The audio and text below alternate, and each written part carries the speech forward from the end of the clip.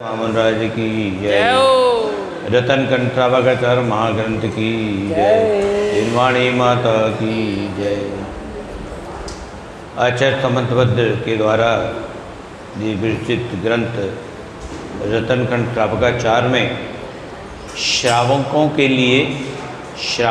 लिए मतलब जो गृहस्थ हैं, पुरुष महिला बच्चे जो भी घर के अंदर रहते हैं, जिनके नाम से कोई ना कोई प्रॉपर्टी है, गाड़ी है, घोड़ा है, वे सभी गृहस्थ आते हैं, गृहस्थ की श्रेणी में आते हैं। सागारम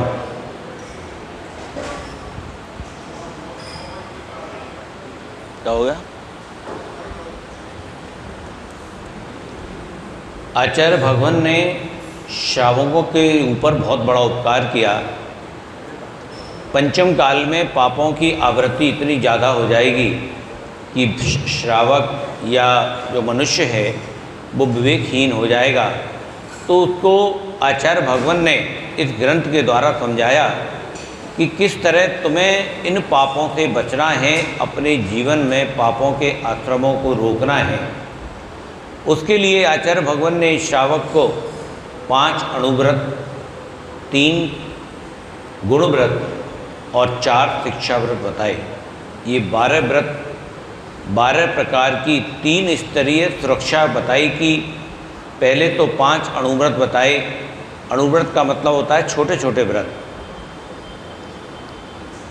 और महाव्रत का मतलब होता है बहुत बड़े व्रत। श्रावक जो होते हैं वो अणुव्रतधारी होते हैं, क्योंकि महाव्रतों का पालन वो गृहस्थ में रह के कर नहीं सकते।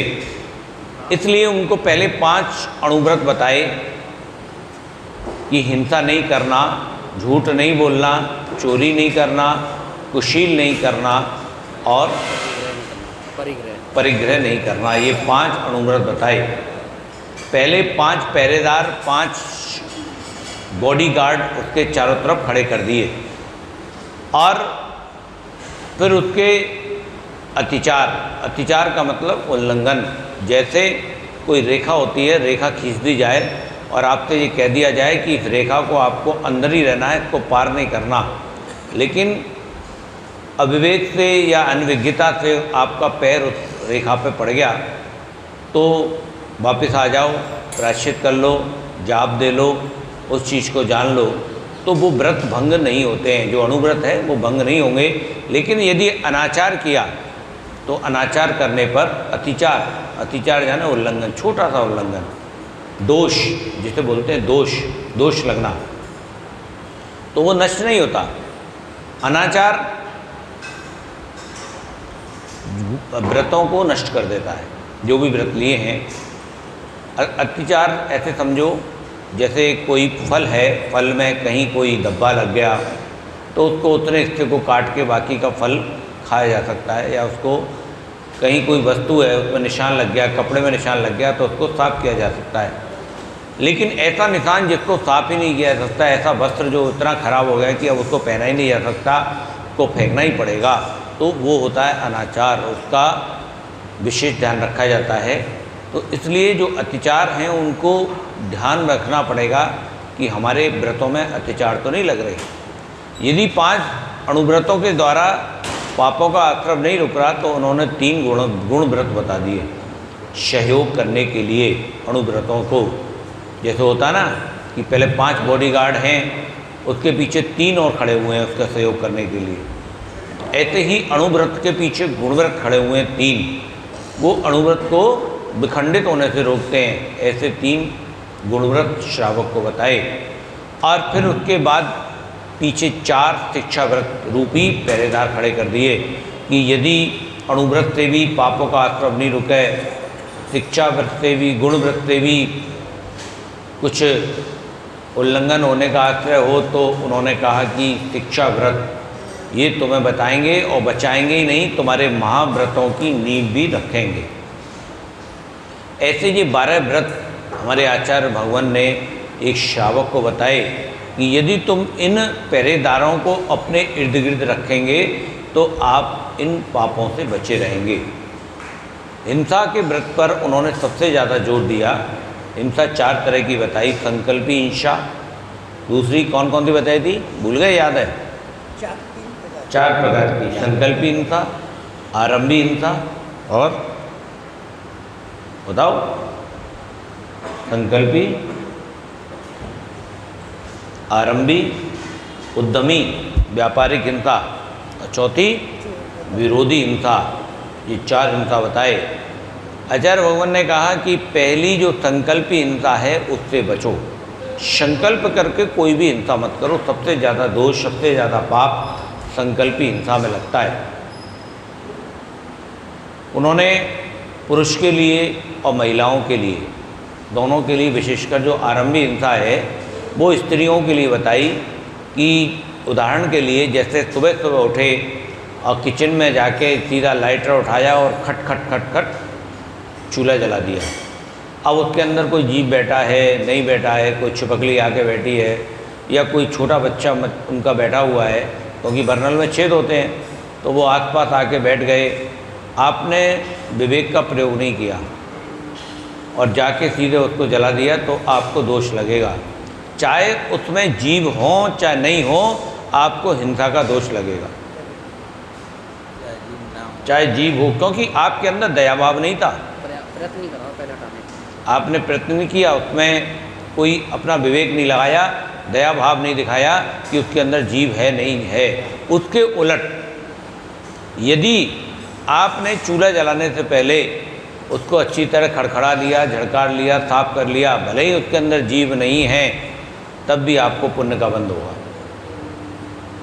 तब भी आपको, इतना सुंदर है जैन धर्म, इतनी मतलब बिना कुछ किए भी पुण्य का आश्रय हो रहा है।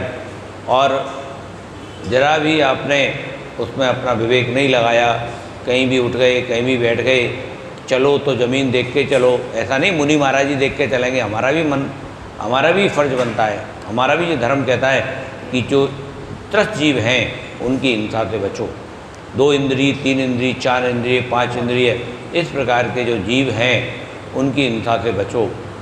फर्ज करो कि आपने खूब साफ कर लिया, चूल्हा खूब अच्छे से साफ कर लिया, और फिर भी जैसे ही आपने जलाया तुरंत वो जीव आके उसमें मर गया, तो उस हिंसा का श्रावक को दोष नहीं लगेगा, क्योंकि उसने यत्नपूर्वक वो कार्य किया है, यत्नपूर्वक कार्य किया है, तब वहाँ पर उसको हिंसा का दोष नहीं लगेगा।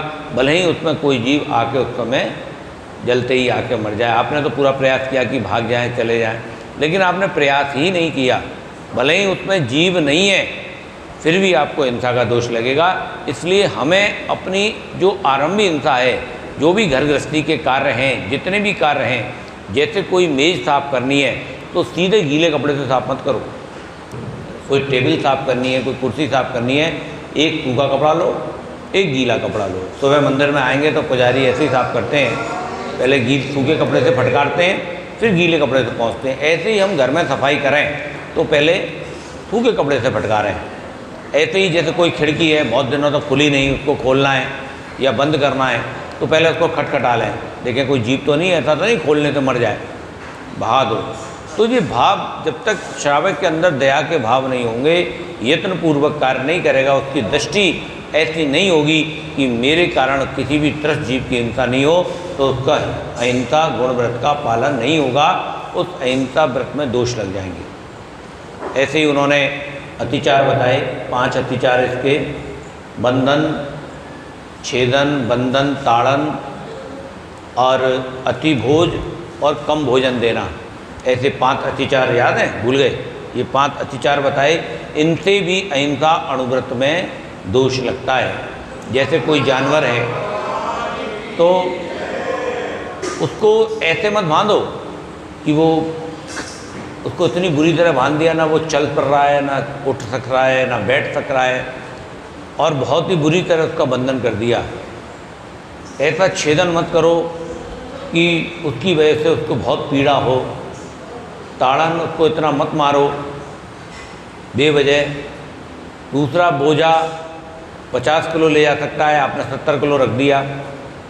और कोई कर्मचारी है, अब जानवर तो कोई पालता नहीं, लेकिन कर्मचारी हमारे यहाँ होते हैं, और हमारा उसके प्रति दया रखनी चाहिए कि उसको बोल दिया तुझे ये काम करना है, चाहे वो करने के लिए समर्थ है नहीं है, कर दे, नहीं तो नौकरी से निकाल दूंगा। आजकल जितनी मल्टीनेशनल कंपनी है वहाँ पर जो बच्चे जाते हैं उन बच्चों पर इतना ज़्यादा बोझ लादा जाता है कि उनकी कमर 30 साल की उम्र में ही कमर का दर्द सारे बच्चों को हो जाता है। ये मैंने देखा है कि जितने भी कंप्यूटर पर काम करने वाले हैं वो आँखों से और कमर से दोनों से जा रहे हैं, और उसका कारण ये है कि कंपनियों ने उनके ऊपर इतना बोझ ला दिया कि जो 2 महीने का काम है उनसे बोल दिया तुम्हें 15 दिन में करके देना है, और इसके लिए पैसा का लोभ दे दिया कि ये पैसा। अरे उसके शरीर को तो देखो, 10 साल काम करने के बाद वो बच्चा बेकार हो जाता है। प्राइवेट कंपनियों में 10 साल कार्य करने के बाद पूरा उसका काम खराब हो जाता है। कहते हैं ना, हम तो 15 साल के हैं, 15 साल के हैं, उसके बाद तो 15 साल में जितना कमाना है कमा लो, उसके बाद तो शरीर को बेकार होना है।